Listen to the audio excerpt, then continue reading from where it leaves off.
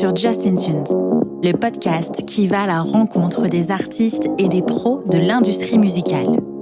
Ici, on parle de musique, de carrière, de galère, de créativité, de talent et de passion. Je suis Justine, fondatrice du podcast et chef de projet pour les entreprises culturelles et projets créatifs. Chaque semaine, je me mets au défi de pouvoir vous partager un max d'infos et d'inspiration pour propulser vos projets. Je vous laisse et je vous souhaite une bonne écoute. Hello Marceau. Hello Justine, Comment tu vas ? Ça va et toi ? Bah écoute, nickel aussi.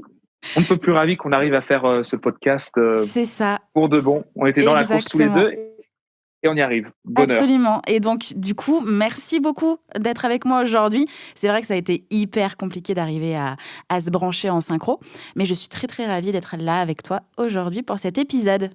Tout pareil, merci à toi de me recevoir et c'est un vrai plaisir que de se lancer dans cet échange. Est-ce que tu peux te présenter s'il te plaît ?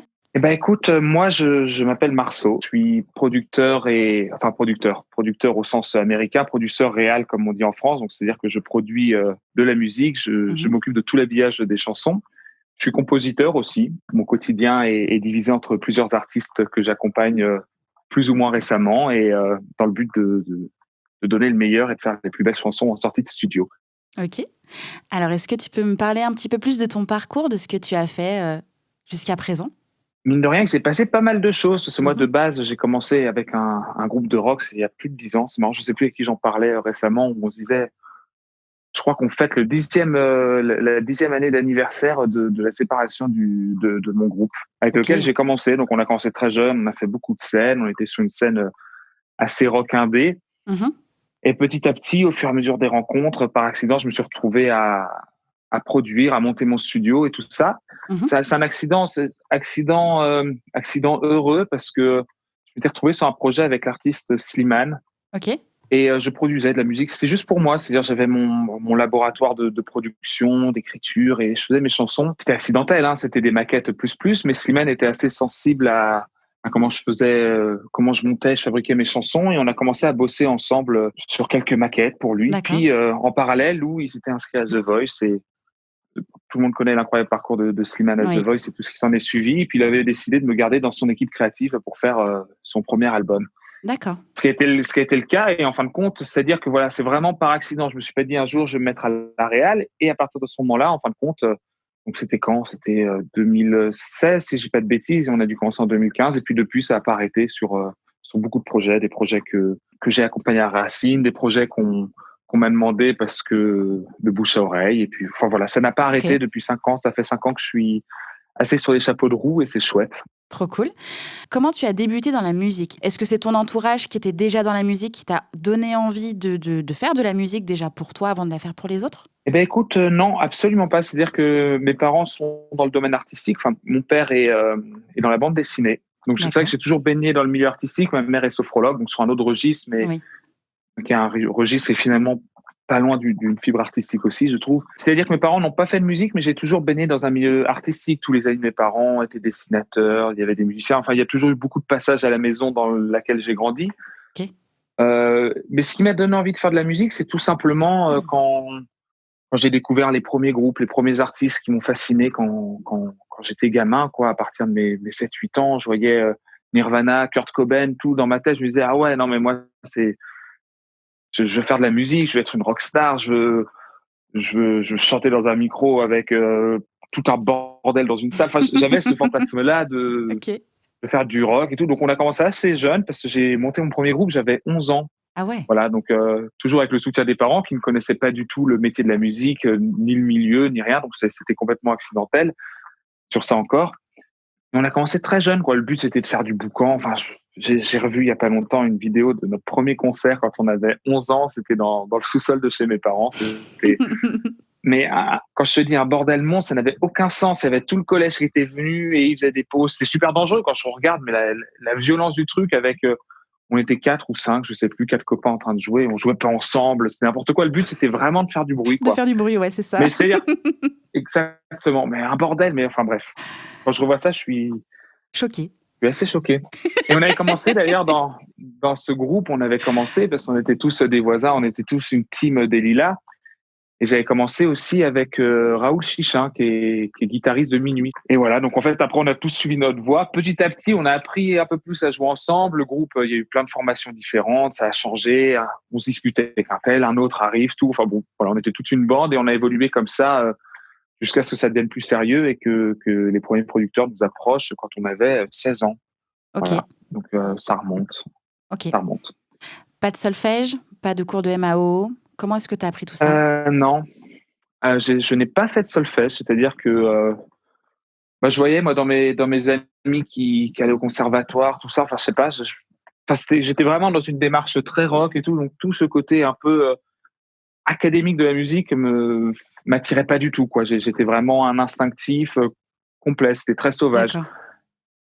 Après, le solfège, j'ai quand même appris, mais vraiment sur le terrain, quoi. C'est-à-dire que ce soit sur un piano, sur une guitare, on me demande de faire un accord de sol mineur. Je sais ce que c'est. Enfin, je l'ai appris parce que c'est un langage qui est quand même euh, assez essentiel entre musiciens. Ça permet de gagner du temps, même si c'est pas pour moi obligatoire pour faire une musique qui va toucher du monde. Je pense que c'est quelque chose qui est plus facile, quoi. C'est comme si tu pars à Londres ou n'importe où, c'est pas mal de savoir parler un peu d'anglais, quoi. Il y a un truc qui permet de gagner du temps plutôt que d'essayer de s'exprimer avec des gestes et des mots qu'ils peuvent comprendre. Donc ouais, je l'ai appris sur le tard. Et la MAO, non, je l'ai pas appris non plus. J'ai pas fait de cours de MAO. Je me posais la question quand j'ai fini mes années au lycée. J'ai hésité à faire une école de son. Je sais pas, c'est quelque chose qui m'attirait et en même temps, on était déjà quand même bien entouré sur le groupe. On était déjà signé en maison de disques, donc j'ai pas voulu suivre de formation. En D'accord. fait, là où j'ai appris, c'est tout simplement sur le terrain aussi, en bossant à côté de grands réals sur lesquels je regardais tout ce qu'ils faisaient. Ça me fascinait de voir leur façon qu'ils avaient de faire et avec quelle magie ils étaient capables de faire sonner une guitare, une progrès rythmique, une voix, tout. Ça me fascinait. Je me disais, mais comment ils font? J'ai toujours été assez fasciné Curieux. par quand même comment ça pouvait se passer. Et la première personne qui m'a beaucoup, beaucoup appris sur ça, c'était sur mon premier album solo, parce que c'est vrai qu'après avoir fini le groupe, j'ai fait 2 albums aussi de mon côté. Pas Et mal. le premier, j'avais fait avec Dominique Blanc-Francard, D'accord. qui est un géant, un incontournable de tout ce qui est réalisation, son, production musicale en tout cas. Et je le remercierai toujours parce qu'il m'a transmis une telle passion en m'expliquant tout ce qu'il faisait, c'est la manière qu'il avait de traiter, d'enregistrer, de tout. Et c'est-à-dire qu'il y a eu une vraie transmission à ce moment-là. C'est-à-dire que je suis rentré, je me disais, ah ouais, vas-y, je vais faire comme Blanc-Francard, je vais m'acheter tel truc, je vais essayer. Et petit à petit, j'ai monté mon studio comme ça, par petits D'accord. bouts progressivement, dans le but de suivre ses conseils. Et après, petit à petit, j'ai rencontré d'autres réals qui m'ont transmis pas mal de choses. Et puis, au fur et à mesure, on apprend sur le terrain. Et encore aujourd'hui, moi, quand je bosse avec des amis réals ou quand je suis amené à bosser dans d'autres studios avec d'autres réals, mais je sais que je vais les voir, je les épluche, je leur pose plein de questions. On est constamment nourri de la façon de faire des autres. Et c'est comme ça, je crois qu'on apprend, en fait, énormément. Et je suis même fasciné par les réals qui sont pas pros. Ça m'arrive aussi de bosser avec des artistes qui font des maquettes, mais des maquettes qui sont tellement sensibles et tellement touchantes et tellement accidentelles que finalement, c'est là que se passe la vraie magie d'une prod. C'est pas forcément d'être dans un son parfait, genre ouais, là c'est bon, j'ai le kick parfait, c'est nickel et tout. C'est finalement la magie aussi de l'accident d'une maquette. Et je sais que même pour les réals qui sont pas pros, qui sont entre guillemets stade maquette, je pose plein de questions, j'essaye de comprendre comment De ils ont comprendre. fait, pourquoi ils ont fait comme ça. Et c'est n'importe quelle personne que je croise est une source D'inspiration. d'inspiration et d'apprentissage, en fait, D'accord. constamment. Je crois que ça s'arrête jamais. Je sais même pas comment ils peuvent dire qu'une formation de MAO peut durer 6 mois, 2 ans, 3 ans. Je Ouais, je sais pas. comprends. C'est tellement infini, en fait. C'est tellement infini. Et puis, c'est tellement du feeling. Il n'y a pas une seule solution, à mon sens, hein, enregistrer une guitare ou tu programmes un beat. Il n'y a pas vraiment de règles, en fait. C'est vraiment aussi du feeling. Et je crois que c'est surtout en s'inspirant du feeling des autres et de son propre feeling qu'on apprend le plus. Bref. En tout cas, on sent que tu es passionné. C'est très cool à t'écouter. Ouais, non, bah c'est vrai que je le suis. Chaque matin, je suis vraiment content d'arriver au studio et de bosser pour les chouettes artistes pour qui je bosse. Alors C'est justement, vraiment. cool. Est-ce que tu peux me dire à quoi ressemblent tes journées? Comment est-ce que tu t'organises parmi tous ces projets, parmi tout ce que tu fais? Tu chantes, t'écris, tu produis, tu composes, tu réalises, tu fais plein de choses. Donc, comment est-ce que tu t'organises? À quoi ressemble ta journée? Bah, déjà, la journée commence bien quand je me dis: «Putain, j'ai passé une bonne nuit». Ce qui est assez rare, parce qu'en plus de ça, j'ai tendance à pas me coucher toujours très tôt. OK. Donc quand je me réveille et que je me dis: «Putain, génial, j'ai passé une bonne nuit», c'est déjà super. Et bah, moi, la première chose que je fais, alors je sais que c'est pas forcément un très, très bon réflexe, mais je le fais, c'est je chope mon téléphone et je réponds à tous les messages qui sont en retard. Donc des OK. trucs que j'ai envoyés la veille ou machin, des retours de modifs, des trucs. Donc je me pose pendant, entre une demi-heure et une heure sur mon téléphone. Puis bon, je me fais un petit check Insta, tout ça, machin, mais bon, je sais que c'est pas conseillé de faire ça dès le réveil, mais je le fais quand même. Ensuite, je prends ma trottinette, parce que j'ai acheté une trottinette électrique depuis, le Covid. Tous les jours de chez moi, je suis dans le centre de Paris et je pars, au Lilas vers mon studio. OK. Et une fois que j'y suis, bah, ça dépend. Soit j'ai une session avec un artiste, et dans quel cas, on commence en général vers 10-11 heures, donc ça sonne, puis on passe toute la journée à créer sur la chanson, donc toute la journée recherche. Soit je suis tout seul et j'avance tout seul sur les projets de prod sur lesquels je suis. Mmh. Et ça, en général, je me fais des journées de 10-11 heures jusqu'à 19 heures à peu près, en gros, avec une pause déj au milieu, mais on lève pas trop la tête de l'ordi. Mais bon, en même temps, en général, tous les artistes avec qui je bosse sont devenus aussi des copains. Donc, en fait, on passe tout notre temps à discuter, se marrer en faisant ce qu'on aime, quoi, Mmh. en faisant des tracks. Donc, c'est cool. Après, le soir, je rentre, puis ça dépend. Soit il y a une soirée, donc je bouge ailleurs, soit j'adore m'écraser et faire un vide total devant Netflix avec Julie. Voilà, bon, ça dépend. Ça dépend. OK, Voilà. Mais globalement, mes journées sont organisées comme ça, d'accord. en général. Comment est-ce que tu planifies justement les sessions? Comment est-ce que ça s'organise? Est-ce que c'est toi qui vois ça en direct avec l'artiste? Est-ce que c'est avec son équipe? Comment tu planifies tout ça? Bah tiens, déjà, juste, je tiens à ajouter que je disais, soit je vais à une soirée, soit je rentre, mais ça m'arrive aussi des fois d'avoir tellement de travail que j'engage des sessions de nuit. Donc, je bosse le jour et la OK, nuit. Ça m'arrive OK. aussi, hein, donc bon, voilà. J'essaye d'éviter au maximum pour pas me retrouver trop claqué après, Bah mais oui, ça bien m'arrive sûr. aussi. Et comment j'organise du coup? Mais ça dépend. En fait, franchement, il y a vraiment tout type de schéma, quoi. C'est-à-dire, soit j'ai été contacté par le biais d'un directeur artistique de maison de disques qui me présente un artiste, et dans quel cas on se rencontre et le feeling passe ou passe pas. On fait un premier essai, ça passe ou ça passe pas. Mmh. Et après, on fabrique toute la suite à partir de là.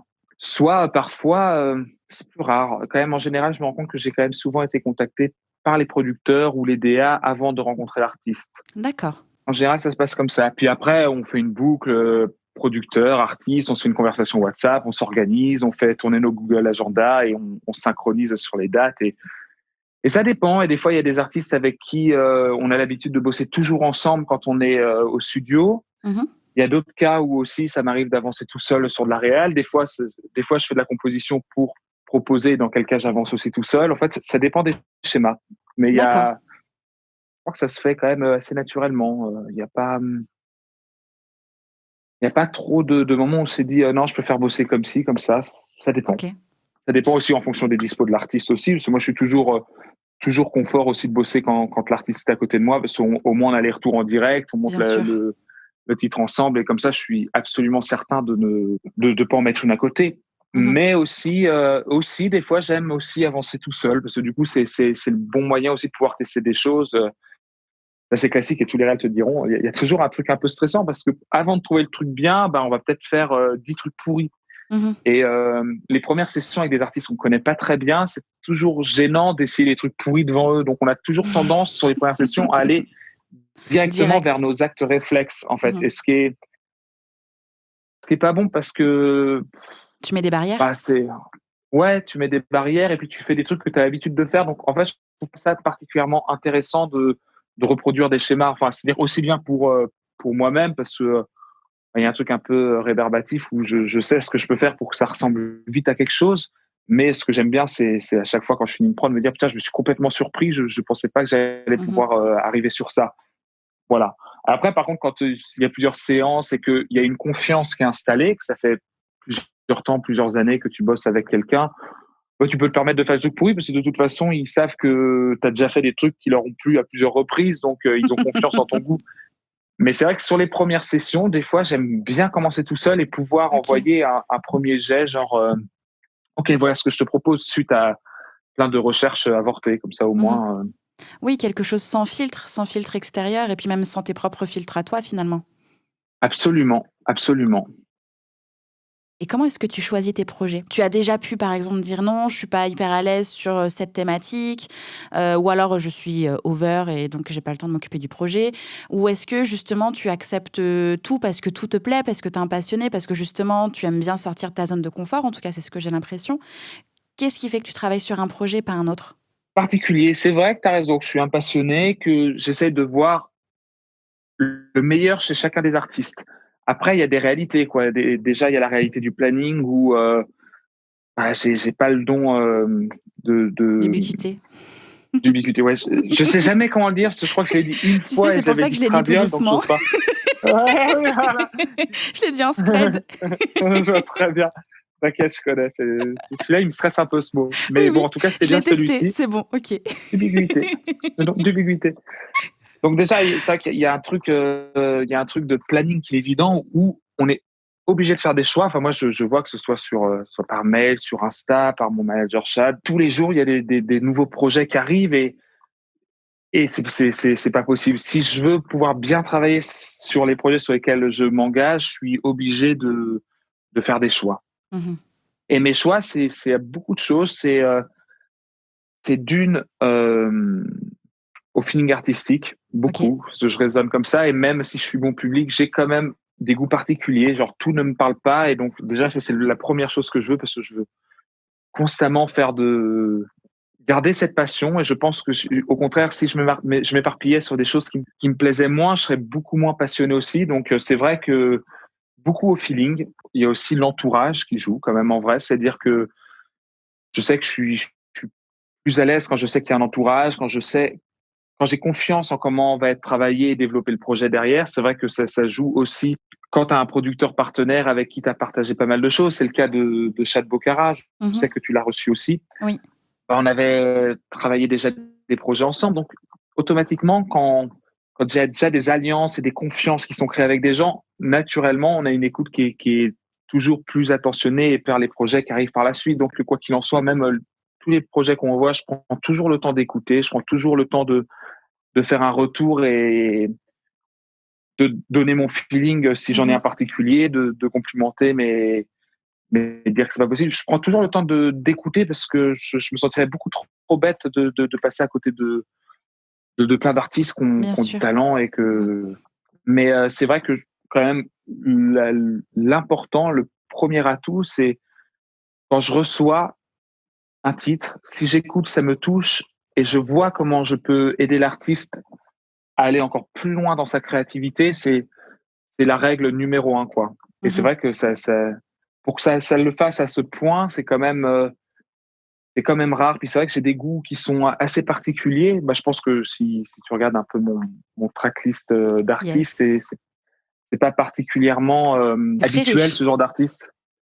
Ouais, puis il y a plusieurs, pourtant sur des couleurs très différentes. C'est vrai Mmh. que c'est vraiment la chose que je recherche quand je reçois quelque chose. C'est en fait, il existe des modes. J'adore recevoir quelque chose qui est complètement hors contexte de tout ce qui se fait parce que je vois tellement ce que ça peut devenir et je vois tellement à quel point une singularité peut créer une mode après en fait. Et Mmh. c'est surtout ça qui m'attire en fait parce que il y a plein de choses qui se passent et c'est magnifique la mode parce que c'est des courants, il y a plein de courants en même temps. Je préfère essayer d'en fabriquer une modestement, hein, bien sûr, que d'en suivre une. Donc c'est vrai que je suis toujours attiré quand même par une certaine singularité. Je me rends compte hein, sur tous les artistes que j'aime, avec qui j'ai du suivi et pour qui je bosserai corps et âme, nuit et jour parce que ça me passionne. Il y a toujours ce truc qui est un peu en décalage et je sais Oui. pas pourquoi, ça m'a toujours attiré en fait. C'est vrai, notamment, sur le projet de Suzanne ou encore Foé ou encore Michel. Enfin, les 3 sont hyper singuliers ou même encore Naya. C'est que à aucun moment, il peut y avoir une ressemblance entre ces artistes-là et je trouve ça fort parce que finalement, tu t'adaptes hyper bien, bah, du coup, à la singularité de l'artiste parce qu'il arrive avec son univers, avec ses mots, avec son message et tu fais le vrai caméléon, en fait. Tu es vraiment là, en tout cas, moi, de mon point de vue extérieur, pour sublimer l'idée de départ et t'adapter, voire même transcender le morceau parce que tu vas y aller avec un œil extérieur et une passion et une émotion que toi, tu as ressenti en écoutant peut-être déjà la maquette, en fait. En tout cas, moi, c'est ce que j'ai l'impression. Alors peut-être que je suis passée, comme toi, hyper lunaire. Non, mais merci beaucoup, ça me touche énormément. Ouais, et c'est vrai que tu soulignes quelque chose qui est assez important, c'est que j'ai pas un style prédéfini. C'est pas parce que ce sera un électro plus violent comme Suzanne ou une chanson plus chanson comme Foé. Mhm. C'est pas particulièrement de style prédéfini. Et puis d'ailleurs, j'aime bien justement me mettre en danger, m'aventurer sur des nouvelles textures, des nouvelles recherches. Je trouve ça très enrichissant aussi justement de partir sur des univers qu'on n'a jamais adoptés. Mhm. Et là, c'est vrai, par exemple, là, je me suis lancé sur une nouvelle style de couleur. Ok. Je ne peux pas encore en parler de ce projet-là, mais ça a été mon grand défi de la fin juillet et je suis content de voir que ça se profile bien. Ok. J'en parlerai un peu plus tard. Ça marche. Comment fais-tu en sorte de correspondre à l'univers de l'artiste? Comment est-ce que tu t'adaptes à ses besoins, à ses envies, à sa vision? Est-ce que, par exemple, l'artiste vient ou son équipe vient avec des mood boards visuels et musicaux, ou est-ce que c'est toi qui vas proposer un mood board? Quel est le processus en fait d'adaptation pour coller à l'univers et pour le sublimer? Bah, en vrai, c'est déjà pas beaucoup de dialogue avec l'artiste. C'est-à-dire que j'ai pas reçu un artiste pour l'instant qui me disait, qui arrivait avec un mood board en disant OK, il faut que tu me fasses ci, ça, machin. J'ai jamais été trop dans cette démarche-là, mais c'est-à-dire que quoi qu'il en soit, moi, les artistes, quand ils viennent me voir, soit ils ont besoin de chansons et de créations, et dans quel cas, genre, on réfléchit ensemble et on façonne l'ensemble de l'univers pour que ça lui corresponde et que ça lui plaise. Mais la plupart du temps, quand je suis dans mon boulot de réal, c'est-à-dire que je reçois l'artiste avec ses chansons. Donc, il y a déjà des chansons, il y a déjà une intention de maquette qui déjà, mine de rien, donne une esthétique et une Mmh. envie de l'artiste. Bien sûr. Qui est, comme je disais tout à l'heure, souvent maladroite, mais souvent très sentie et très sensible parce que c'est la racine de la création de la chanson. Donc, c'est tellement essentiel. Et après, c'est souvent en discutant. Moi, je m'engage pas avec un artiste tant qu'on n'a pas fait un premier test. Tu vois, donc c'est-à-dire qu'en général, moi, je m'enferme, j'écoute ce que l'artiste a proposé, ce qu'il m'a raconté, ce que j'ai ressenti de ce qu'il voulait. Mmh. Euh, et je fais une proposition. Et soit ça passe, soit ça casse. Et si ça passe directement, je me dis, putain, super, j'ai vraiment compris l'ADN que voulait l'artiste. Et je sais que derrière, on a instauré un truc de confiance. C'est que l'artiste va se dire, OK, il m'a compris au niveau du goût, je peux m'ouvrir aussi à lui, quoi. En Mmh. gros. Voilà, c'est plutôt dans cette démarche-là. D'accord. Par exemple, je sais que, par exemple, on parlait de Suzanne tout à l'heure. Suzanne, elle a fait des essais avec plusieurs réals avant qu'on se rencontre. Mmh. Et il y avait ce titre que je trouvais super fun. Enfin, je sais que Chad était venu me faire écouter quelques mois auparavant. En fin de compte, on a commencé l'aventure Suzanne à peu près en même temps que l'aventure Foé, quoi. C'est-à-dire que, D'accord. en fait, Chad, avec Chad, on se connaît depuis très longtemps, quoi. On a Mmh. grandi tous les deux au Lila.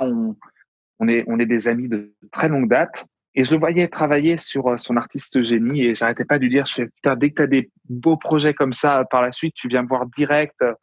J'ai vraiment envie qu'on puisse entamer un projet ensemble. Mmh. Et un jour, il arrive au studio, je me rappelle, c'était fin août. Il fait, faut que je te fasse écouter des trucs.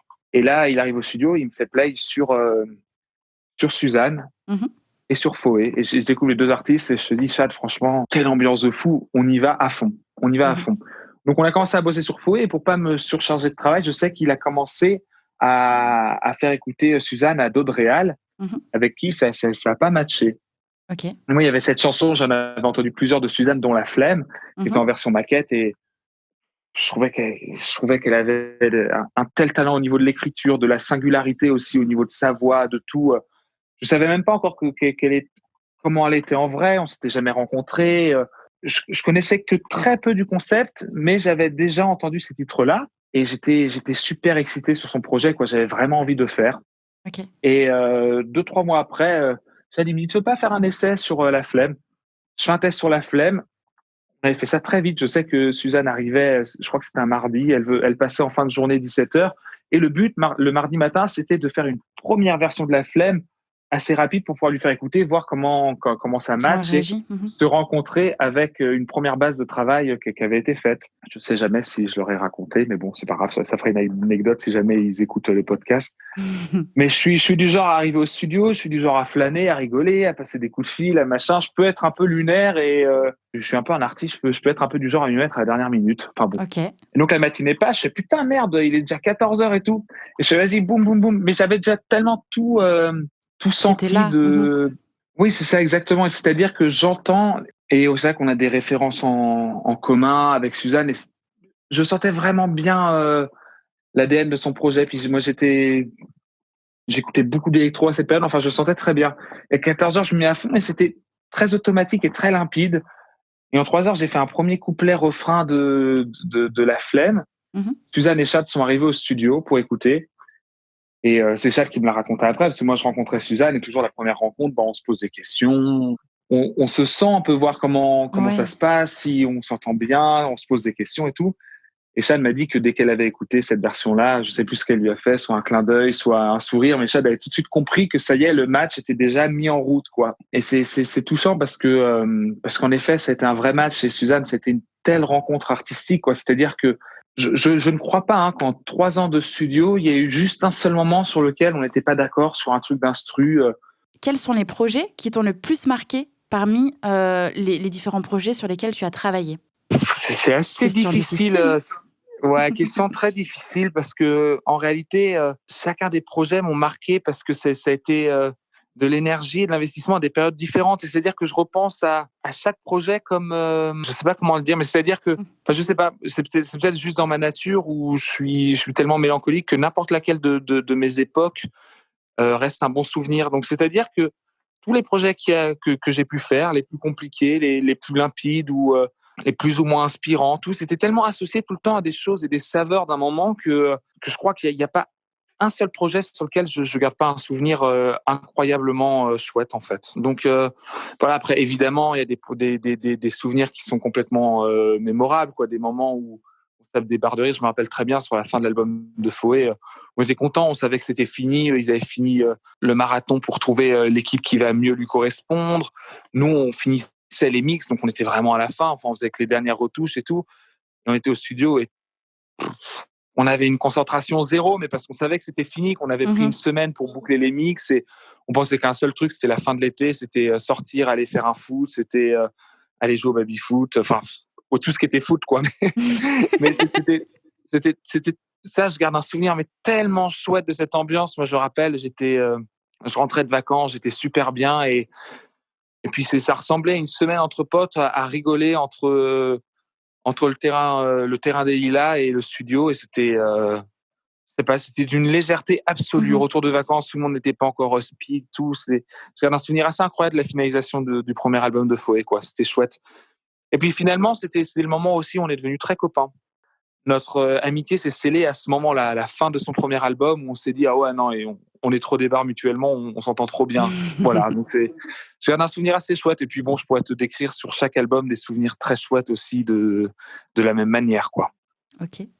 Est-ce que tu peux me parler un petit peu des difficultés que tu as pu rencontrer, alors déjà sur ton parcours, mais surtout par rapport à ton métier qui est aujourd'hui celui de réal? Ah, les difficultés, bah, il y en a pas mal parce que c'est un métier qui est très chouette, mais sur lequel tu as pas trop le droit à des carences créatives. Assez difficile parce que quand tu es artiste et que tu as des deadlines, tu as des pressions aussi, il faut rendre les chansons, machin, tout, mais c'est pas la même approche. C'est une approche qui est, comment dire, qui est plus libre dans le temps. Moi, le problème qu'il y a, c'est que quand il y a des artistes qui arrivent et qu'il faut qu'on ait un rendu dans 2 jours, quoi qu'il en soit, je suis aussi prestataire et je me dois d'être créatif Mhm. constamment. Donc c'est vrai que d'une certaine manière, je suis dans un métier où la panne d'inspiration, la page blanche, c'est plus dur à gérer, quoi. Voilà, donc faut que chaque matin je me réveille, il faut vraiment que je livre le meilleur de moi-même. C'est pour ça qu'en début de conversation, je disais j'ai bien dormi, donc déjà je suis dans un bon état Mhm. pour gérer au cas où la panne artistique, mais c'est vrai qu'il y a un truc quand même au niveau du rythme créatif qui est bien costaud, quoi. C'est-à-dire D'accord. que 7 jours sur 7 ou 6 jours sur 7, faut que je sois créatif à fond, quoi. Donc voilà. Et je sais que les artistes, c'est pareil aussi, ils ont des pressions de rendu, tout, mais c'est-à-dire qu'il y a quand même plus une approche où... Peut-être moins de pression, c'est leur propre projet. Comme tu viens de le dire, tu es prestataire, donc tu as une obligation de moyens et de rendu quand même. Enfin, je pense que c'est Oui, peut-être c'est ça. plus vers ça qui est plus difficile pour toi, c'est qu'on te choisit pour travailler sur ce projet qui a déjà été créé, et donc la pression n'est pas la même. Exactement, exactement. Et c'est vrai que moi, je me souviens parce que j'ai été artiste aussi et j'ai écrit des chansons, mais c'est-à-dire que pourtant, j'avais un rythme de création de chansons qui était assez soutenu. Mhm. À mon avis, mis tout bout à bout, ce que j'ai dû faire de mes 16 à mes 20 ans, j'ai peut-être fait tout cumulé 6 albums, quoi. Après, j'ai fait plein de Waouh. chansons. Il y a plein de chansons que j'ai dû oublier aussi. Mais c'est-à-dire que si un jour je me réveillais, je me disais, putain, merde, non, je ne trouve pas aujourd'hui. J'avais le luxe de me dire, bon, ben, je trouverai certainement demain. Mhm. Le problème qu'il y a, c'est qu'aujourd'hui, quand j'ai des artistes qui viennent, par exemple, on parlait de Foé, par exemple, qui se déplace de Toulouse pour être là. Quand l'artiste est là et est venu de Toulouse pour travailler avec toi, tu peux pas lui dire, oh, bah, vas-y, on verra On fait ça demain. demain. Donc, il y Mhm. a un truc où il faut que sur l'instant, je sois créatif et efficace. Et ça, c'est tous les jours. Donc, c'est vrai que dans les périodes un peu plus de blanc, parce que comme tout artiste, il y a des moments où il y a des downs créatifs, des ups, ça dépend. Et Mhm. c'est vrai qu'il faut être robuste et bien attaché pour continuer à garder la cadence créative sur ça. Voilà. Donc c'est un aspect un peu plus compliqué, mais qui est pas négatif parce que moi de mon côté, je me sens toujours bien inspiré et bien en phase. Donc c'est pas dérangeant, mais c'est vrai que je Ça sais peut qu'il y a deux l'être. trois moments où j'ai un peu ramé, et puis pendant une journée, je passe une mauvaise journée parce que je trouve pas, et que du coup, ça me met de mauvaise humeur, et ça m'agace, et machin, ça Mhm. arrive. Et les difficultés de parcours, c'est vrai que là, aujourd'hui, c'est vrai que j'ai la chance d'avoir le téléphone qui sonne régulièrement, d'avoir des projets qui m'excitent sur lesquels travailler tous les jours, et ça, c'est, même si j'ai exploré le côté négatif de ça, parce qu'il y a toujours des côtés négatifs, on est des êtres humains, on est toujours capable de trouver le négatif là où c'est du superbe Mhm. aussi. Et c'est vrai que je me souviens que avant cette période-là, il y a eu plein de périodes où je rentrais d'été, je me disais: «Mais qu'est-ce que je vais faire cette année? Comment ça va se passer?» Là, aujourd'hui, c'est super, j'ai encore de la promo, j'ai encore des choses à défendre, il y a encore quelques scènes, mais qu'est-ce qui va se passer le reste de Mhm. l'année? Il y a quand même un truc qui est aussi super stressant, et je pense à tous ces artistes qui sont en train de subir, artistes et producteurs qui sont en train de subir cette crise du Covid-19 là. Oui. C'est aussi le problème des métiers artistiques aussi, c'est que c'est vrai que c'est très fluctuant, c'est fait de haut, de bas, on n'est pas dans une stabilité professionnelle qui est rassurante. Surtout que de base, je pense qu'on a tous des fragilités, des inquiétudes. Je crois qu'être artiste, ça nécessite aussi un peu ça dans le fond Oui, pour je pouvoir pense faire aussi. des choses qui touchent. Enfin, je pense on l'a tous en soi, et que d'une certaine manière, être artiste, c'est faire passer à la lumière et au sublime aussi des séquelles qu'on a un peu tous. On est un peu tous dans le beat. Mais c'est sûr que du coup, c'est particulièrement dur à gérer. Je sais que j'ai eu des phases comme ça où je me disais putain, et merde, et demain, quoi, qu'est-ce que je fais? Comment ça se passe? Tout. Après, je suis content et je remercie la bonne étoile de m'avoir emmené vers ce que je fais là, qui me correspond certainement beaucoup plus que ce que j'ai pu faire avant. Mais c'est vrai que je suis passé pendant près de 7 ans à osciller avec des points d'interrogation et me dire putain, quoi, comment, pourquoi telle personne ne veut pas de moi? Pourquoi machin? Un truc qui sont des questions qui sont essentielles et que je crois qu'on se pose dans tout métier, mais c'est un métier où c'est pas facile tous les jours et qu'il y a des vrais bas. Et je sais, je l'appréhende de manière sereine. Je sais que là, en ce moment, c'est super. Je suis sur une vague qui avance bien et je suis content. Je sais que peut-être que demain, bah, ils vont se dire: «Ah ouais, bah, il a fait ces projets-là. Ah oui, oui, c'était il y a 5 ans, mais maintenant, qu'est-ce qu'il fait?» Je Oui, suis pas à l'abri de ça. Personne n'est à l'abri de ça. Et je sais que c'est un des trucs compliqués de ce métier, oui. c'est de tenir à la distance et de pas baisser les bras au premier creux de vague. Parce que moi, j'en ai eu plusieurs, des creux de vague, et il y a toujours la suivante qui arrive. Donc, faut être patient et toujours être bien accroché, je pense. Voilà. Je Ça, c'est un aspect aussi qui est difficile de notre métier. Bien sûr. C'est vrai qu'il y a vraiment une notion de faut pas lâcher, en fait. Si c'est le seul plan, s'il y a pas de plan B, c'est faut pas lâcher, et le creux de la vague, il est dur, il peut être long, mais il nourrit à un endroit de quelque chose et il va pousser sans doute à faire autre chose, ou en tout cas à faire les choses différemment. tout en restant accroché à ce plan, s'il y en a pas d'autre, si c'est la seule raison pour laquelle on se lève le Tu matin. trop raison, tu trop raison. Et tu fais bien de le préciser, c'est que tu as eu plusieurs creux de la vague, mais tu attendais le up, tu attendais la suivante. Et ma question est, qu'est-ce que tu faisais dans le creux de la vague? Est-ce que tu étais du genre à t'apitoyer? Est-ce que justement tu activais le réseau? Sur quoi tu travaillais? Qu'est-ce que tu faisais pour ne pas sentir ce creux et pour ne pas rester enfermé là-dedans, pour attraper la chance en fait? Écoute, moi, je me rappelle de moments où je me posais des questions, où je me disais: «Mais pourquoi certains artistes obtenaient ci, ça et etc.» Et oui, c'est vrai que j'ai passé beaucoup de temps à me questionner parce que il y a eu plein de choses que je comprenais pas. Parce que moi, je suis arrivé, j'étais très, très jeune dans ce milieu et il y a plein de choses, de codes, de réflexions que j'avais pas eues, quoi. Enfin, je me rends bien compte que je réfléchis aujourd'hui pas pareil que quand j'avais 16 ans, même si je me suis toujours senti mature, je me rends compte en fait que je l'étais pas du tout. Et j'ai passé beaucoup de temps à décortiquer, à essayer de comprendre comment la musique était faite, qu'est-ce qu'aimait telle ou telle personne, ou tel média, qui sont des réflexions où que je m'étais pas posé avant. Et je me suis beaucoup posé à réfléchir et à essayer de décortiquer pourquoi tel rebondissement à tel et tel moment. Mmh. Pourquoi je suis beaucoup questionné sur ça pour essayer de comprendre l'évolution artistique des autres, comment c'était fait, quelles étaient les tendances, quelles étaient machins. Enfin, je me suis posé beaucoup de questions sur ça. J'ai beaucoup analysé ça, beaucoup analysé comment était fait la musique aussi. C'est-à-dire que on a souvent l'impression que quand il y a un creux, qu'il y a personne qui nous attend, on n'a plus rien à faire. Parce que c'est vrai que c'est stimulant d'avoir quelqu'un qui t'attend, qui te dit bon, faut que tu me rendes ça pour tel moment. C'est vrai que c'est un accélérateur, mais en réalité, je pense que tout se construit à la racine, à la graine que tu plantes. Et c'est-à-dire que pour planter une graine, tu n'as pas besoin de quelqu'un qui te le demande. Mmh. Par contre, pour que cette graine pousse, en effet, il faut que la terre soit une terre adaptée pour que ça puisse pousser. Il faut qu'il pleuve, il Mmh. faut un minimum de luminosité. Et là, tu peux faire un grand arbre. Mais c'est-à-dire que le truc principal, c'est de planter une graine. Donc, ça va être, dans notre métier, faire une chanson. Ça va être appeler une personne pour faire écouter quelque chose. Par exemple, aussi, c'est planter une graine. C'est-à-dire, c'est toutes les énergies que tu vas placer à un moment pour en faire devenir un arbre, en fait. Oui. Et je pense que dans les moments de creux de trampoline, il faut passer son temps à planter des graines et pas avoir peur de ça parce que même si aujourd'hui tu vas te réveiller, tu vas faire une chanson de merde, tu vas appeler une mauvaise personne qui va te dire que ta musique elle est à chier, franchement, tu auras quand même planté une graine parce que soit ça va te revenir comme quelque chose de positif pour fabriquer quelque Mmh. chose, ou soit ça va t'orienter ailleurs parce que tu ne te serais pas posé telle et telle question et que tu vas te dire ah mais bien sûr j'aurais dû faire comme ça, peu importe et tout simplement peut-être même qu'au creux du trampoline tu vas te réveiller un matin et tu vas faire une chanson qui va changer toute ta vie dans 2 ans.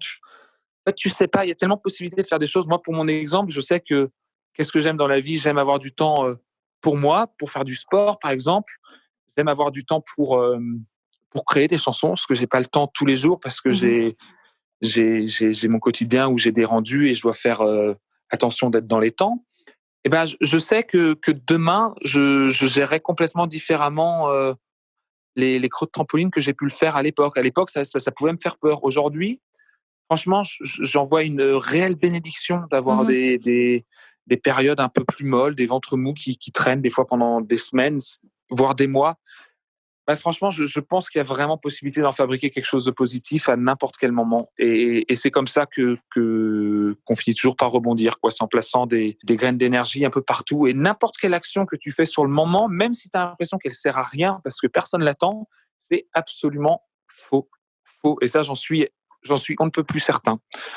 Voilà. En ce moment, en tout cas depuis quelque temps, tu n'as pas de creux de la vague. Au début de l'épisode, tu indiquais justement que ton travail venait par bouche à oreille, par sollicitation, que ton téléphone sonnait régulièrement, qu'il n'y avait pas de creux actuellement. Non, Ce réseau-là, tu l'as construit en allant vers les gens, ou ce réseau-là s'est construit en écoutant ce que tu faisais pour toi et pour les autres? c'est un peu des 2 en vrai, hein. La Mmh. réalité, elle est un peu au milieu. N'importe quel artiste qui a réussi, quand je dis artiste, ça peut être réalisateur de films, réalisateur musical, ça peut être réal de clips, ça peut être chanteur, chanteuse, ça peut être tout corps de métier artistique et même d'ailleurs, je crois, tout corps de métier tout court. Oui. Il y a personne qui vient toquer à ta porte. Ça n'existe pas. Mmh. Ça n'existe pas. Un matin, tu es chez toi, tu te réveilles et tu as le patron de Warner Non. qui sonne chez toi pour te dire ah, c'est génial, j'ai entendu ce que vous faites, je suis le voisin. Non, ça n'existe pas. Mmh. Enfin, peut-être qu'il y en a qui vont dire si, moi ça s'est passé comme ça, mais la réalité, c'est que les personnes qui avancent et qui arrivent à un moment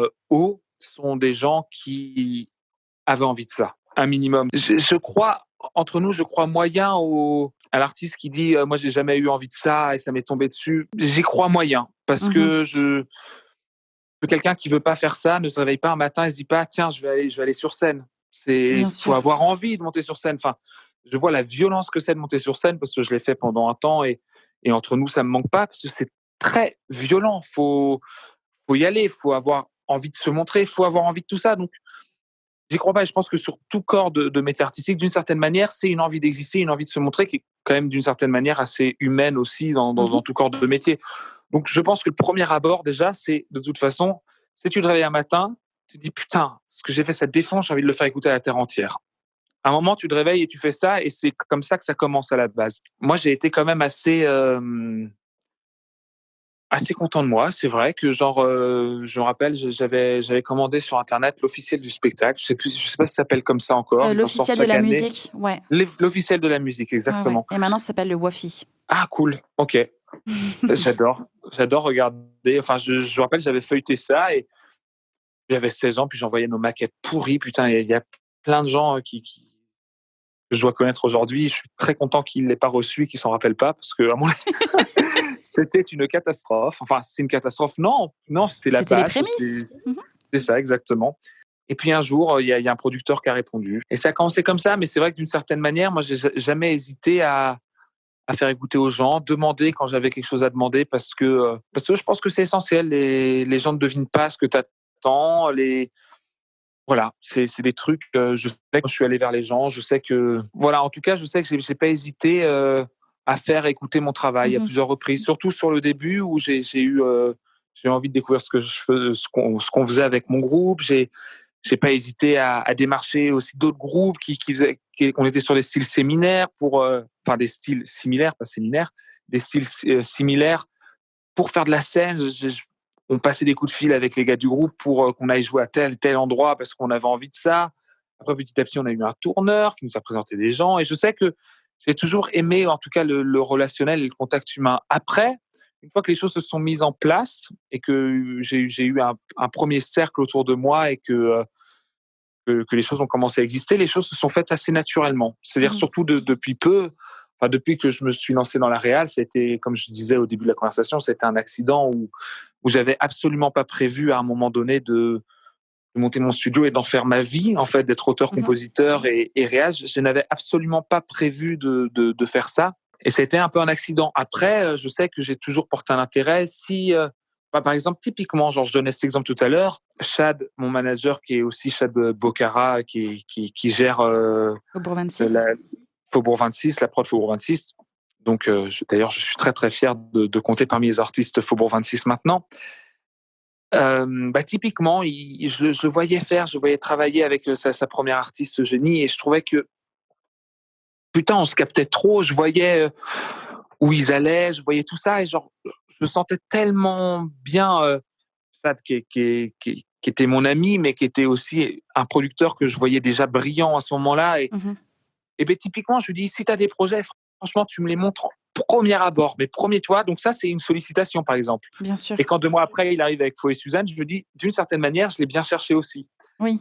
Et, et ça, j'ai jamais hésité à, quand je sens une chance à saisir, aller la saisir. Ensuite, c'est vrai que là, et surtout en ce moment, c'est vrai qu'il y a un vrai bouche à oreille qui se crée et les gens, je sens que de plus en plus, ils sont au courant de ce que je fais, que j'ai fait tel artiste et que naturellement, on me contacte. Donc, il y a un peu des deux. Donc, c'est vrai que ça dépend des périodes. Mais c'est vrai qu'aujourd'hui, j'ai pas, j'ai la chance de ne pas avoir trop le besoin de lever la main pour qu'on me remarque parce que j'ai quelques voyants au vert et j'en profite parce que, comme je disais tout à l'heure, ça durera le temps que ça durera. Peut-être que ça durera longtemps, peut-être que dans 2 mois, ce sera différemment. Franchement, on ne sait pas, et c'est ça qui est Mmh. excitant aussi, mais il y a des cas différents. Par exemple, là, on est en train de finir l'album de Vidéo Club, qui sont des artistes Géniaux. avec qui qui sont géniaux et avec qui j'ai eu la chance de travailler sur l'ensemble de leur album. J'ai adoré cette rencontre, et c'est vrai que c'est une rencontre qui m'a été sollicitée par Mathieu Tessier, qui m'a appelé pour me présenter le projet, et puis on a appris à se connaître comme ça. Donc c'est vrai que il y a plusieurs ça se passe dans plusieurs sens. Et c'est vrai qu'aujourd'hui, on m'appelle pas mal et j'ai cette chance-là. Mais je sais que quand je sens des choses et que j'ai envie de les saisir, j'hésite pas à les faire savoir Mhm. aussi. Donc bon, voilà, la réalité, pour répondre à ta question, après une demi-heure de parlotte de ma part, ça dit que j'étais très bavard, mais à ce point, c'est que la réalité, elle se situe vraiment au milieu, quoi. Oui, Je saisis les chances, mais on m'appelle pour m'en donner aussi. Donc oui. c'est un cercle d'énergie, quoi. Mhm. Et j'hésite pas à la faire circuler aussi pour les autres, aussi quand je peux d'ailleurs. Ce que tu fais d'un côté, ça donne de l'autre, tu vois. Oui, c'est ça, c'est un cercle vertueux, pardon. Exactement, Et je crois que exactement. c'est vers là qu'il faut tendre et ne pas, en fait, c'est ça, c'est que souvent, on peut avoir peur de déranger la personne et donc de ne pas la contacter en se disant mais de toute façon je vais le déranger, j'aurai jamais de retour. C'est pas grave, les gens sont là pour travailler, ils sont là aussi pour découvrir. Donc évidemment qu'il y a des façons d'aller solliciter les personnes, comme dans l'épisode avec Chad qui a bien noté qu'il ne faut pas aller au domicile de la personne. On peut simplement lui Ah envoyer un oui, mail. je connais cette histoire, Voilà. putain, un pauvre vieux cauchemar. C'est ça, on peut simplement envoyer un mail, contacter sur les réseaux sociaux, faire quelques relances. On n'agresse jamais la personne en face. Si elle met du temps à répondre, c'est possible, ça arrive. Si vous envoyez un message, il faut aussi penser que vous n'êtes pas le seul à l'envoyer. Donc, on peut patienter, on fait des relances et on ne se déplace pas au domicile de la personne, évidemment. Mais il faut le faire. Il faut aller voir les gens. Il faut aller poser des questions. Il faut envoyer votre travail. Alors, quand je dis envoyer votre travail, je mets quand même des guillemets. On ne me voit pas, mais je le fais. On envoie quand même des choses qui sont audible, entendable, où on commence, ou en tout cas on comprend le message. On essaye d'avancer au maximum les maquettes. On Ah, essaye de c'est une travailler au cata, ouais, maximum, en tout cas d'effort. de pousser au maximum l'idée jusqu'à ce qu'on ne puisse plus la pousser tout seul. Essayer de donner le maximum de vous, parce qu'on ne fait qu'une seule fois une première bonne impression. Et c'est la plus importante. Donc, on n'a pas tout le temps. Enfin, on n'essaie pas de se griller de suite. On sollicite avec des choses de qualité parce qu'on a donné tout ce qu'on pouvait donner à l'instant T et pas juste un espèce de Bien brouillon sûr. comme Non, ça. non, c'est vrai que Écoute, tu c'est vois. important Mm. de faire maturer son projet, de réfléchir, pas être. Bon, après, franchement, c'est dur à dire, mais oui, c'est sûr que ça m'arrive de recevoir des trucs assez catastrophiques. Et en même temps, ça m'est déjà arrivé de recevoir des trucs enfin, que je juge assez catastrophiques, tu vois, je me disais, putain, c'est pas bon du tout. Et de voir les gens évoluer aussi à une vitesse, mais Oui, incroyable aussi. Il y a tellement de schémas particuliers, enfin, c'est vrai que on peut ne pas se faire inonder. Non, mais le pire, c'est toi qui l'as soulevé parce que il y a des gens qui se mettent à t'agresser quand tu leur réponds pas dans l'heure. Alors ça, mhm, par contre, ça c'est un truc, je ne comprends pas du tout. Enfin, je comprends pas. Ou alors ça m'est déjà arrivé aussi de répondre négativement, comme très oui, souvent d'ailleurs, et des gens qui le prennent super mal, qui comprennent pas. En plus, surtout que je sais que j'ai toujours fait attention à faire des retours et des mots gentils en disant j'ai écouté, soit ce qui est vrai, j'ai un cruel manque de temps en ce moment et je peux pas t'accorder de temps en résumé, ou soit quand je fais un retour aussi, des fois ça m'arrive. Vraiment, je prends toujours le temps d'écouter et de faire un retour et des fois, même quand tu fais un retour sympa, les gens ils me répondent genre tant pis, 3 petits points, enfin des trucs genre oui, oui, oui. pas forcément, mais ça c'est moi d'une certaine manière, je prends ça comme de la bêtise parce que c'est franchement c'est pas difficile de comprendre des fois que la personne que tu sollicites, que tu connais ni d'Ève ni d'Adam, peut ne pas avoir le temps, Mm. peut ne pas être en raccord avec toi artistiquement, peut tout simplement être sympa et faire un bon retour et te faire comprendre poliment que ça le fait. Mais je ne comprends pas les gens qui réagissent avec une agressivité comme ça. Pour moi, ça, c'est vraiment Oui. la principale erreur. Et ça, par contre, je trouve que encore plus que une maquette pourrie, c'est quelque chose qui reste vraiment indélébile et que tu te souviens parce que tu te dis bon bah la prochaine fois qu'elle m'enverra un truc, je vais même pas écouter, je vais le foutre à la poubelle direct parce que Bah oui, c'est ça. enfin, Mm, mm. la personne limite elle pourrait t'envoyer une grosse tarte par mail, tu ouvrirais le mail et tu te prendrais une grosse tarte, il serait content quoi. Et ça C'est va ça. pas. Un non à l'instant T n'est pas un non négatif à vie. Et encore, je trouve que Évidemment, non, dire non à quelqu'un, c'est... Alors oui, certes, ça peut être difficile à la personne qui entend le non de l'entendre, tu vois. Enfin, ça peut être compliqué. Mais c'est peut-être aussi une chance, parce que toi, si t'as dit non, c'est parce que déjà, un, t'as pas le temps de le gérer. Donc pourquoi tu dirais oui si t'as pas le temps de le gérer? Deux, peut-être que tu te retrouves pas dans le projet. Donc pourquoi tu dirais oui dans un projet dans lequel tu ne sens pas avoir ta place? Donc c'est même une chance que tu donnes à cette personne-là d'aller voir quelqu'un d'autre qui serait plus à même d'aller dans sa direction. tu vois? Évidemment, tu as raison. Et je suis vraiment mais catégorique là-dessus. Un non n'est pas une bâche et c'est la manière dont tu vas répondre à ce non qui va, oui ou non, te griller toi-même, en fait, tu vois?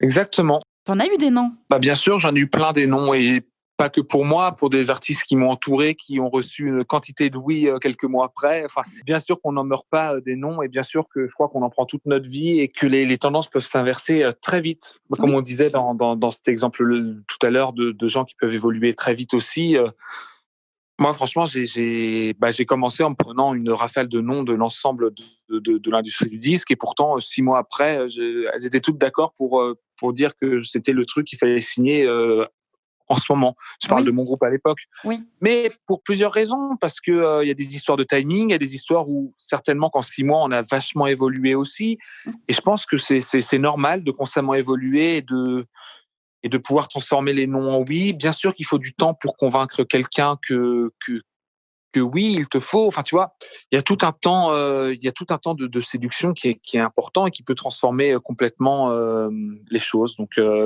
je pense qu'il faut absolument pas avoir peur de se prendre un nom, déjà pour Oui. commencer, parce que moi, je sais que j'ai beaucoup d'amis autour de moi qui sont complètement bloqués sur place parce qu'ils ont toujours évité le non. Mmh. Mais, mais c'est tellement pas grave, en fait. C'est tellement, Oui. pas irréversible et tellement pas une fin en soi, parce que le nom aussi d'une personne n'est pas forcément le nom d'une autre. Enfin, Oui. personne n'a de science infuse et j'ai vu plein de personnes se planter, et moi y compris. Ça m'est déjà arrivé de refuser un projet, de le voir numéro un 6 mois après. Franchement, ça m'est déjà arrivé une Mmh. fois. C'était qui? Ouais, non, je citerai pas parce que c'est trop dur à OK. vivre. Mais, OK.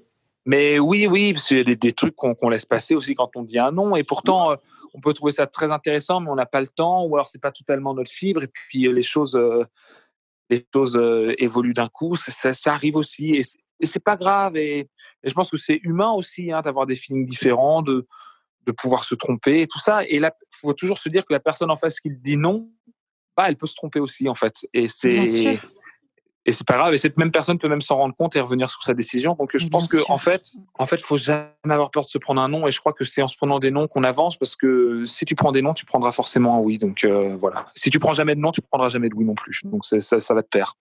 Je suis Donc, entièrement d'accord avec toi. faut y aller, faut pas hésiter, Faut y quoi, aller, quoi qu'il c'est en ça. soit. Il y a quelques minutes, tu indiquais que Chad était ton manager. Alors, c'est vraiment tout récent, même si vous vous connaissez depuis des années, 10 ans d'amitié, des projets en commun, et c'est très récent que c'est devenu ton manager. Alors, est-ce que tu peux m'expliquer pourquoi c'est le cas que depuis récemment et pas avant? Et puisque tu travailles, que tu as déjà des projets, que tu as déjà une certaine renommée en tant que réal dans l'industrie musicale, quel est l'intérêt aujourd'hui pour toi d'avoir un manager pour s'occuper de tes projets, de ta carrière? Mais c'est vrai, comme je te disais tout à l'heure, en fait, ça fait très longtemps qu'on se connaît avec Chad et depuis qu'on se connaît plus, parce que c'est vrai qu'on a été dans le même collège, le même lycée, donc on se connaissait de vue de très longue date. Et on a toujours été passionnés pour la musique tous les deux. Et c'est vrai que quand on a appris à bien se connaître, je pense c'était il y a 10 ans, ouais, à peu près. On a toujours eu pour coutume de se retrouver, de se raconter où en étaient nos projets, discuter, réfléchir, rêver, tu vois. On a Mmh. toujours été proches et on s'est toujours suivis de près jusqu'à temps qu'on se mette à bosser concrètement ensemble pour Suzanne et Foé. Mais on a toujours été proches et toujours très fans de nos discussions, quoi. C'est-à-dire que même là encore Mmh. maintenant, quand on se fait des points quotidiens, enfin, c'est très rare que je reparte et qu'il fasse pas jour dehors, quoi. Enfin, que la nuit soit passée sans qu'on ait eu de blanc et qu'on ait ouvert chacun des dossiers, qu'on les ait dépiautés, qu'on les ait réfléchis. Enfin, Mmh. on a une vraie communication depuis longtemps. Et c'est vrai que moi, j'ai toujours dans la réa, en tout cas, bossé seul, en direct avec les partenaires et tout ça. Et ça faisait un bout de temps que je réfléchissais quand même à me structurer parce que je sais que je suis à un endroit qui me plaît, mais je sais que j'ai envie de monter, d'évoluer et je suis absolument certain, je connais où sont mes faiblesses Mmh. et je sais que c'est impossible de continuer à évoluer en étant seul, quoi. Je pense qu'on est vraiment toujours plus fort accompagné. J'y pensais, j'avais envie de me structurer pour pouvoir accompagner dans les choix, pour pouvoir réfléchir tout un modèle de perspective d'évolution de carrière, pour Mmh. gérer toute la communication avec les partenaires, que ce soit du point de vue stratégique, du point de vue aussi négo, sur tout l'aspect évolution de carrière, business. Je D'accord. sentais que j'avais besoin de quelqu'un et pour être honnête, je réfléchissais, j'avais des propositions, mais je ne voyais absolument personne d'autre que Chad. Parce que c'est vrai que la relation avec un manager, c'est tellement particulier, c'est tellement Oui. fusionnel, il faut pouvoir parler de tout, il faut que cette personne te connaisse, à mon sens. C'est-à-dire que j'ai eu plusieurs relations avec des managers quand j'étais artiste, et c'est vrai que je me Mmh. rends compte que il fonctionne, il faut qu'il y ait vraiment une vraie osmose et une vraie fusion entre les gens. C'est-à-dire que, enfin, je parle de mon expérience, mais je l'ai vu sur plein d'artistes aussi. C'est-à-dire que le métier de manager est difficilement gérable entre guillemets depuis un bureau, quoi. C'est-à-dire qu'à mon sens, il faut qu'il y ait un vrai lien fusionnel, que la personne soit au courant des attentes, envies de l'artiste, qu'il y ait une vraie sensibilité. Et pareil, il faut que l'artiste ait une vraie confiance entre les choix que vont donner le manager.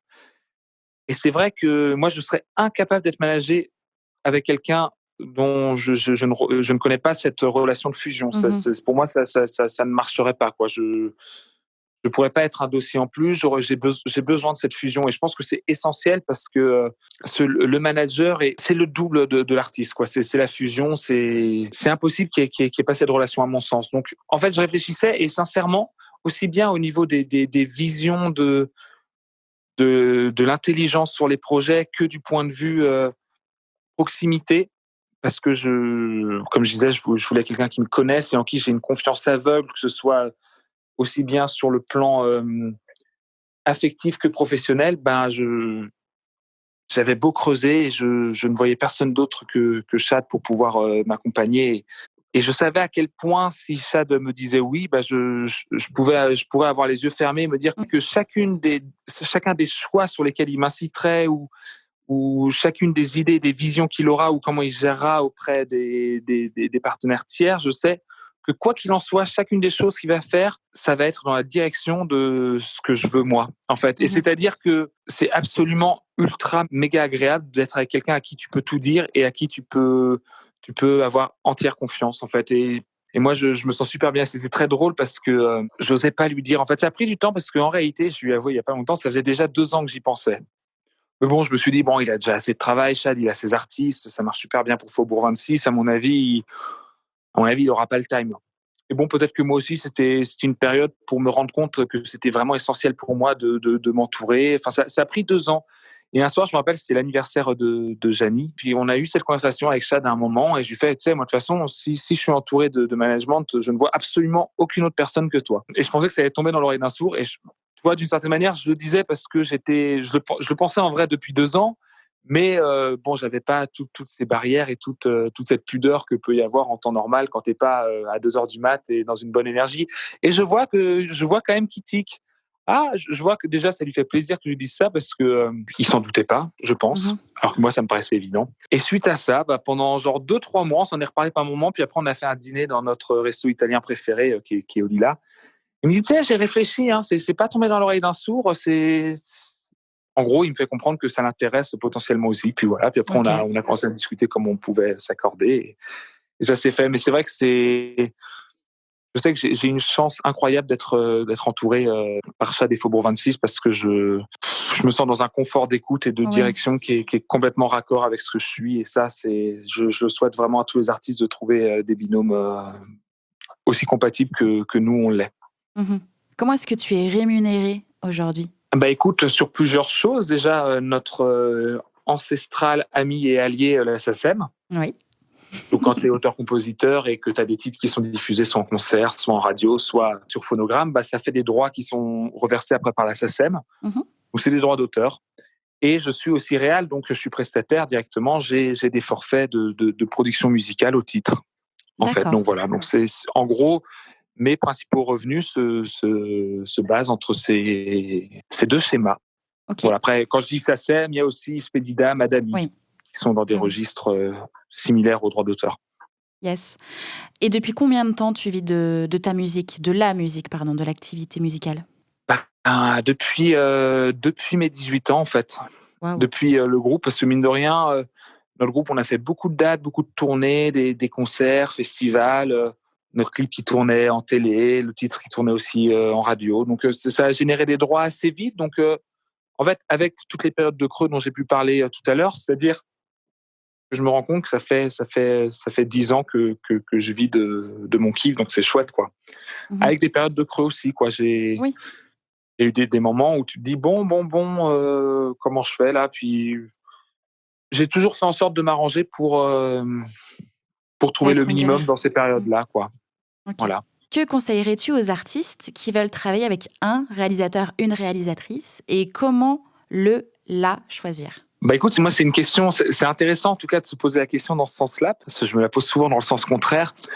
Je pense qu'il y a des histoires de feeling. À mon avis, quand on a le luxe de pouvoir faire des essais avec plusieurs réals, c'est l'essai qui parle.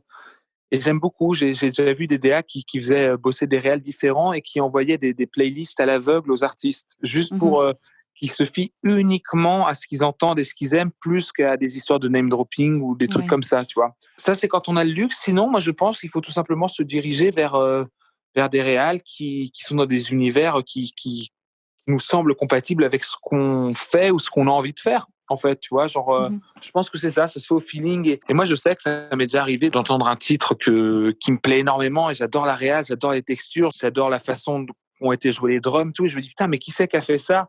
Et je repère qui a fait ça. Je regarde, c'est assez facile de trouver sur le net et se diriger vers cette personne. Après, là où c'est compliqué, c'est que les réals qui sont importants, en tout cas des réals de marque, c'est qui coûtent assez cher. Donc c'est vrai que d'une certaine manière, je pense que c'est aussi une discussion qui arrive dans un second temps, une fois qu'il y a tout un entourage d'équipe et tout ça pour mettre en place les budgets, tout ça. Et c'est à ce Mmh. moment-là, en général, qui réfléchissent quel réal. Alors on peut proposer un tel, tu vois, qui a fait ça, est-ce que ça te parle? OK, vous voulez faire un essai? Souvent, ça se passe comme ça. OK.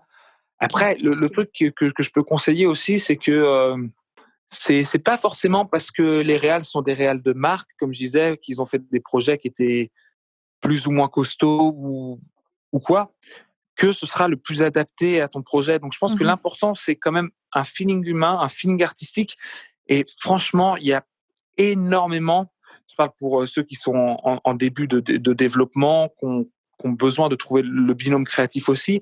Il y a énormément d'artistes réals ou des beatmakers et tout qui sont complètement dans l'ombre, mais qui font des trucs incroyables. C'est marrant parce Oui. qu'il y a beaucoup de beatmakers aussi qui me démarchent, qui m'envoient et qui me disent ah, qu'est-ce que tu en penses de ça? Peut-être que tu pourrais faire écouter à tel et tel artiste, machin et tout.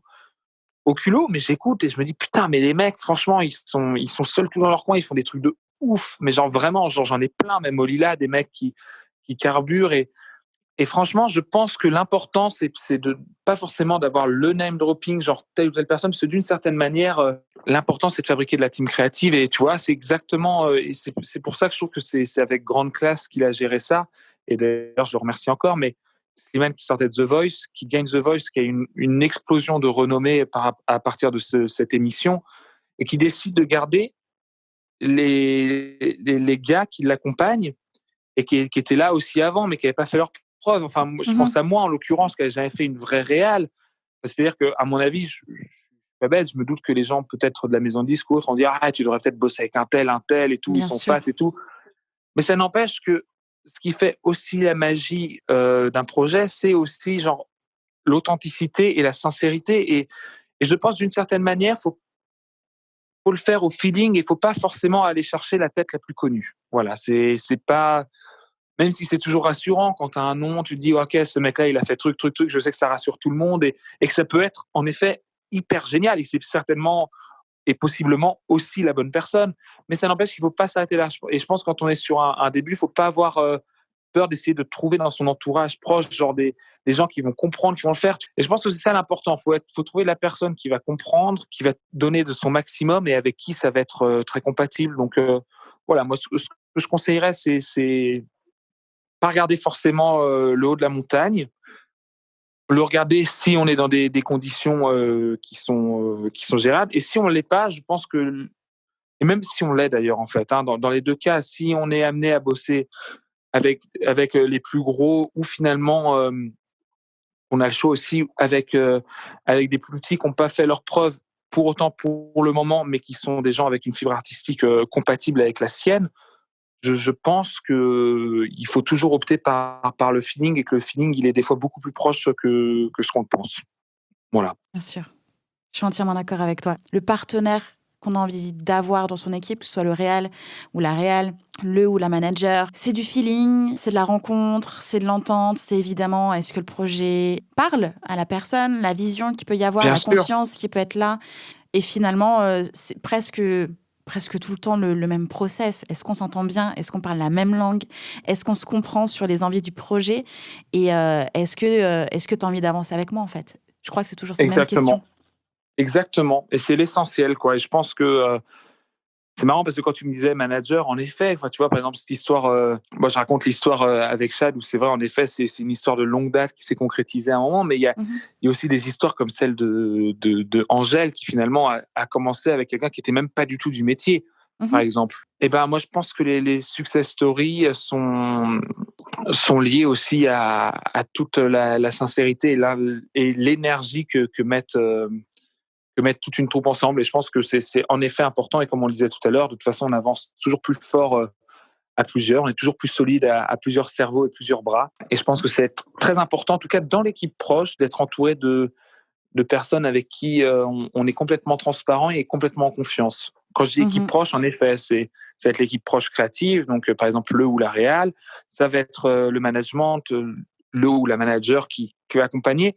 Après, je pense qu'il y a possibilité d'avoir des équipes plus grandes avec qui il y a moins d'intimité quand un projet devient énorme. Mais d'une certaine Mmh. manière, je pense que, en tout cas, sur un projet, c'est l'impression, surtout aujourd'hui, je pense que le noyau dur de la team créative et de management et tout, faut réussir à créer une entité où c'est un noyau solide et dans lequel tout le monde marche dans le même sens. Je pense que une fois qu'on a ça, c'est la première partie de l'équipe qui était essentielle à créer. Et franchement, des fois, il faut juste regarder sa nounou, son frère. Tu sais pas, Bien sûr. c'est plus proche qu'on le pense en général. Oui. Oui, oui, tout Voilà, à fait. c'est juste ce que je veux dire. Et que conseillerais-tu aux artistes qui souhaitent devenir réalisateurs, réalisatrices? Ah bah franchement, de télécharger un GarageBand ou un Logic et commencer à faire des maquettes direct. En Yes. fait, enfin moi franchement, je me rends compte d'un truc, c'est incroyable. Bah, j'en parlais tout à l'heure, je crois, de la dualité maquette à prod et que je faisais toujours attention, en tout cas, de ne pas perdre la sensibilité première, même si elle était accidentelle. Bah, je pense qu'aujourd'hui, on a des outils et on a besoin de tellement peu de matériel pour faire des tracks et des productions énormes. Bah, c'est-à-dire, moi, franchement, genre, je me revois là, par exemple, et j'en suis super fier. Il y a la mixtape de Michel là, qui est sortie le 4 septembre, dont je suis vraiment genre super fier. Enfin, j'adore. Je l'ai accompagné sur toute la réal de cette mixtape, sauf son feat avec Vladimir Cauchemar, qui a été produit par les soins de Vladimir Cauchemar. Sur tout l'accompagnement, que ce soit réal ou compo que j'ai pu faire avec Michel, j'en suis genre vraiment dingue et j'en suis super fier. Et on a fait tout ça pendant le confinement. Et pour être honnête, comment j'ai bossé la mixtape de Michel, j'étais posé dans mon lit pendant le confinement avec un casque et juste l'ordi sur les jambes. Et pendant tout le confinement, j'ai juste bossé au casque comme je regarderais une série Netflix, quoi. Tu vois, ça n'a Yes. absolument. Et je me dis, putain, on peut faire des trucs, mais dingues, avec tellement peu de matos. Et ben moi, je trouve que c'est quand même vachement bien parce que pareil, genre, au même titre que le ou la réal ou le management est pas loin dans ton entourage, bah, la capacité de produire des chansons aussi grosses que tu l'imagines n'est pas plus loin que dans ton MacBook. Et ça, c'est quand même genre vraiment extraordinaire. Mmh. Voir de ton iPhone, quoi. J'ai entendu Oui. des maquettes faites sur GarageBand d'iPhone, genre c'est délirant. Mmh. Et moi, je me rends compte que franchement, genre aujourd'hui, je produis exactement comme bon, j'ai appris des choses et je me suis amélioré, mais exactement de la même manière que je faisais mes maquettes il y a 10 ans.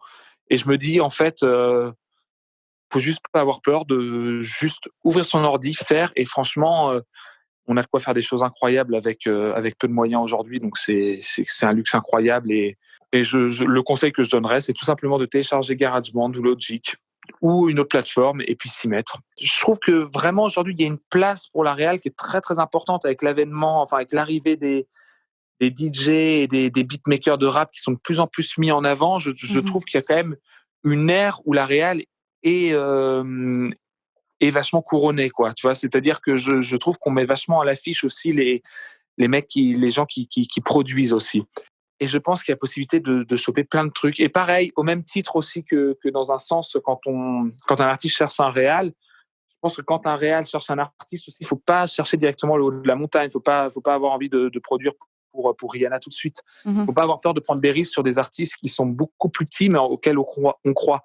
Moi, en tout cas, c'est toujours ce que j'ai prôné. Et en général, je trouve qu'il n'y a rien de plus satisfaisant que d'avoir été à la racine d'un artiste Oui. qui n'avait encore fait aucune scène, qui n'existait pas, et qu'aujourd'hui, c'est le cas pour Suzanne. Enfin, je trouve ça incroyable. Oui. Et Chad a dû te le décrire encore plus. Mais c'est le cas de Foé aussi qui a été nominé. Mais c'est-à-dire que on s'est rencontrés, il y avait encore rien. Il commençait à bosser avec Chad. Enfin, ça faisait 6 mois. Ce Chad, il prend bien son temps pour être sûr des artistes avec qui il collabore. Et c'est normal parce que c'est de l'investissement de temps. Et je me rappelle quand on s'était vu, qu'on avait fait le premier titre, tout. Et il y a toujours cette émotion qui revient quand tu les vois, genre.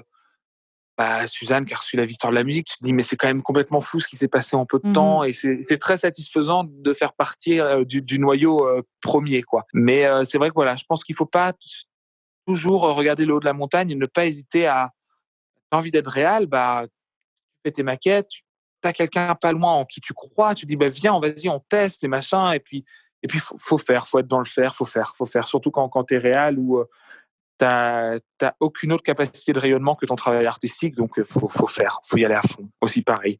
Quand tu fais de la réal, est-ce que tu as des droits d'auteur? En fait, c'est particulier parce que en fait, souvent, ce qui est déclaré, c'est la ligne mélodique principale. Donc, ça va souvent être la voix. Et Mhm. souvent, quand la chanson est composée, la chanson est composée. Donc, c'est-à-dire que tu vas faire de l'habillage derrière, mais ça rentre pas comme point de composition. Après, il m'arrive quand même assez souvent de tellement transformer la réal et de tellement emmener la chanson ailleurs que oui, que je deviens co-compositeur du morceau. Ou Oui. plus souvent aussi arrangeur, c'est-à-dire que il y a le compositeur, l'auteur, mais tu as aussi l'arrangeur dans les déclarations de droit d'auteur. Donc Mhm. je prends souvent des points d'arrangement parce que, en effet, même si la ligne mélodique de voix change, c'est-à-dire que tu changes juste la grille d'accords derrière, aujourd'hui, quand même particulièrement, on est quand même très sensible à l'emballage aussi. Et je pense qu'aujourd'hui, dans notre manière de consommer la musique, même si on s'en rend pas forcément compte et tout ça, on est quand même toujours très sensible à l'habillage, en fait. Oui. Tu vois, ce que ça va dégager, soit au niveau image, soit au niveau sonorité, soit tout ça.